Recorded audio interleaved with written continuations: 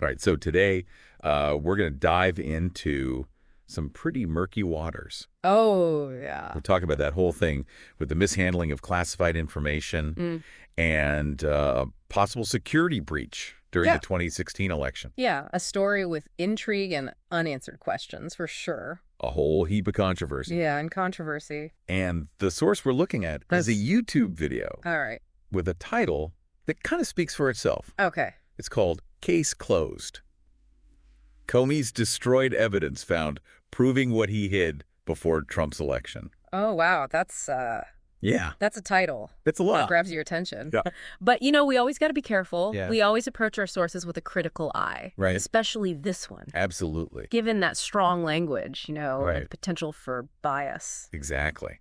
Our Yeah. mission today is to sift through these claims, try to separate fact from speculation, Okay. and see what we can actually learn. Sounds good. But Yeah. before we get into the nitty-gritty, let's set the stage a little bit. Okay. So you're probably familiar with the whole controversy surrounding Hillary Clinton's emails while she was Secretary of State. Yes, the private email server. Right, the private server. Yeah. Was that a security risk? That was the core issue, right? Yeah. Was using a private server for official business. Yeah. Especially for someone with such sensitive information like the Secretary of State. Yeah. Was that a big security risk? Yeah, and it wasn't just a hypothetical risk, right? I mean, it was public knowledge that her emails were hacked, Oh, yeah. which makes the whole thing Yeah, that's a huge... even more alarming. Yeah, it raises serious questions about potential exposure Right. of government information. But this is where things get even more intriguing Oh, really? and honestly more disturbing, according to the source. Oh. They claim that Clinton's emails weren't just hacked by anyone. Mm-hmm. They were hacked by Chinese state-backed actors Whoa. back in June of 2016, So this was before the election, months before the election. and this information wasn't public. No, it was not public knowledge at the time. That's a big claim. Yeah, and the source alleges that this whole hack was intentionally concealed Concealed? by then FBI Director James Comey. Comey, the Yeah. same Comey that, Same Comey who reopened the investigation. right, just days before the election Yeah. and denied any knowledge of a Chinese hack when he was asked by He was questioned by Congressman Bob Goodlatte. the chairman of the House Judiciary Committee. That's right. The source goes on to describe some pretty unusual aspects of the FBI investigation, Okay. focusing on the immunity deals Mm-hmm. that were granted to two of Clinton's aides, Cheryl Mills and Heather Samuelson. Immunity in exchange for their cooperation. Right. But what's really striking is Yeah. that these deals included the destruction of their laptops. And hold on. Laptops We're talking about that potentially had crucial evidence destroying evidence in an active FBI investigation. in an investigation that involves potential national security breaches. I mean, that's Why would Comey, as the head of the FBI, right. even think about destroying evidence? That's a good question. It's a big question. The source suggests Yeah. that maybe this was part of a larger effort Oh, okay. to conceal the Chinese hack Right. and to protect both Clinton and the White House.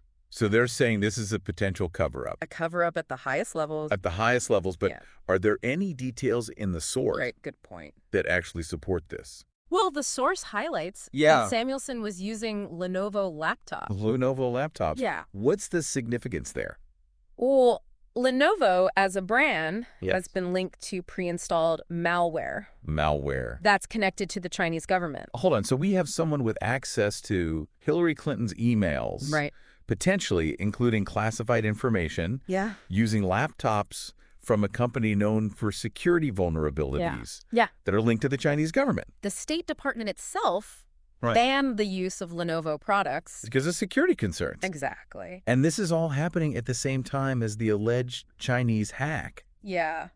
This just sounds incredibly risky. It raises questions about the judgment Yeah. and the security practices Of everyone involved. of everyone. From Clinton to her staff Right. to Comey and the FBI. It really feeds into this whole narrative of a Right. potential cover-up. Okay, so we've got these destroyed laptops. Right. We've got the Lenovo connection. Yeah. And Comey allegedly concealing the Chinese hack. Mm-hmm. But where does Congressman Goodlatte fit into all of this? Oh, yeah. So He asked Comey about the possibility of Chinese hacking, right? they did. And this was in October 2016, Weeks before the election. just weeks before the election. Yeah. And what's even more startling Yeah. is that the FBI had already confirmed the Chinese hack by this point. Wait, so they knew about it, They knew. but they didn't disclose it to Congress. Not even when they were directly asked. Wow. And all of this just weeks before the election.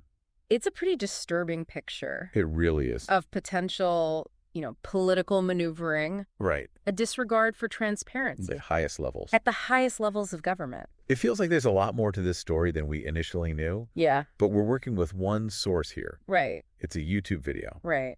We need to consider the potential for bias, Of course. the lack of evidence, Yeah, the possibility of missing absolutely. We got to be critical, Yeah. question the source's motivations, Right. look for more information. Yeah, but even with those caveats, Yeah, the sequence of events is troubling.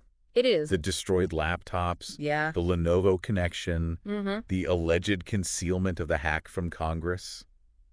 It all adds up to a pretty unsettling picture. It really does. It makes you think about transparency and accountability Yeah. and, the potential for political influence. In institutions like the FBI. Yeah, institutions like the FBI. It makes you wonder what the consequences could have been. It's significant, right? If China was able to get into the Secretary of State's emails, Mm-hmm. what could they have accessed? Diplomatic negotiations, intelligence assessments, Yeah. strategic plans, maybe even military operations. So they could have used that information to exploit weaknesses. Yeah, Blackmail people, sabotage diplomatic efforts. absolutely. And if the FBI knew about this but didn't say anything, Right, like the source alleges then those vulnerabilities could have stayed open. putting national security at risk. For who knows how long. Yeah, Scary. it's pretty sobering. Yeah. It really underscores how important cybersecurity is. Yeah. Not just for the government, Right. but for everyone, for all of us. Our data, our finances, Everything our critical is infrastructure. all vulnerable. Yeah. It's a good reminder that we can't be complacent. We need to be vigilant, Yeah. informed, proactive. In protecting ourselves and our data. Absolutely. But let's zoom out for a second. Okay. Think about the bigger picture. Right. This all happened when things were already tense between the U.S. and China. Mm-hmm. And it's only gotten worse since then. Right. How do you think this alleged hack might have influenced those relations? That's a great question. Did it contribute to that growing distrust Yeah. between the two superpowers? If they were able to hack a high-ranking official, Yeah. someone involved in foreign policy, Yeah. that would definitely impact those relationships. Right. More suspicion, less trust. Makes cooperation harder, Exactly. especially with the U.S. and China competing for influence. Yeah, any incident just escalates tensions. So cybersecurity isn't just a technical issue. Right. It's tied in with geopolitics. Absolutely. And as technology keeps advancing Yeah. and those lines between the physical and digital worlds get blurrier. It's only going to get more frequent Right. and Right. probably more consequential. So what can we even do? Well, it starts with awareness. Okay. We need to understand the risks, Mm-hmm. educate ourselves. About cybersecurity. Exactly. Correct. And we need to demand more transparency from our leaders. Yeah, hold them accountable. Yeah, You accountability. can't just wait for another hack You're right. or a breach. We have to be proactive. Exactly. We're not reactive. But let's get back to the source for a minute. Sure. We know it's a YouTube video, Uh-huh. and we've talked about looking at it critically. Right. Do we know anything about the person who made the video? You mean their background? Yeah, their background, their credibility. We have to be careful. You're right. Yeah. Unfortunately, the transcript doesn't give us a lot of information. So how can we evaluate this information? Well, we don't have to dismiss it entirely. Okay. We can still analyze it, Right. see if it's consistent, Okay. compare it to other sources. Yeah. It's all about being a critical consumer of information. So even though we have a limited source, Mm-hmm. we can still be critical thinkers. Exactly. Does it make sense? Yeah. Does it line up with what we know? What other perspectives are we missing? These are all good questions to ask. Yeah. Not just for a YouTube video, Right. but for anything new we see. Especially online. Yeah, it's so easy to get caught up in a story Yeah, but we got to step back. and think critically. So where does this leave us? Well, we have some serious allegations. Yeah. A security breach, a cover-up, destruction of evidence. Right.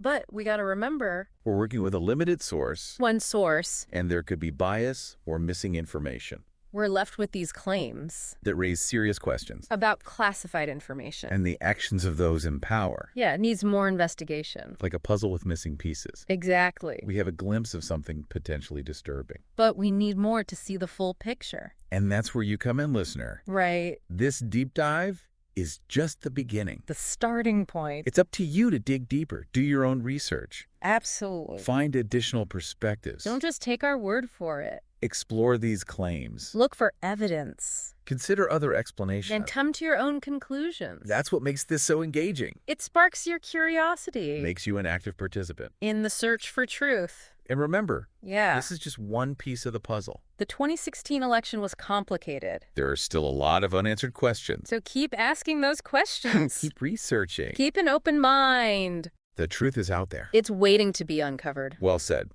Now, before we wrap up, Yeah. I want to leave you with one final thought. Okay. We've talked about the implications of the hack, the cover-up. Right. But what about the legal and ethical side of this? What do you mean?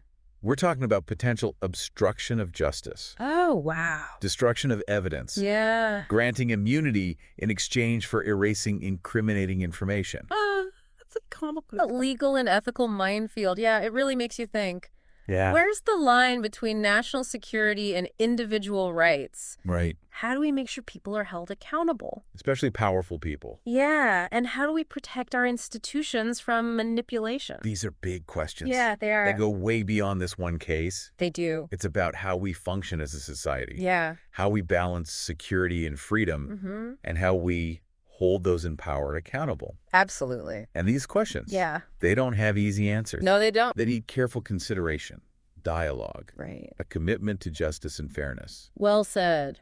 This deep dive has been It's been a journey. a winding path. Yeah, with lots of twists and turns. So many unanswered questions. True. But it's a good reminder About what?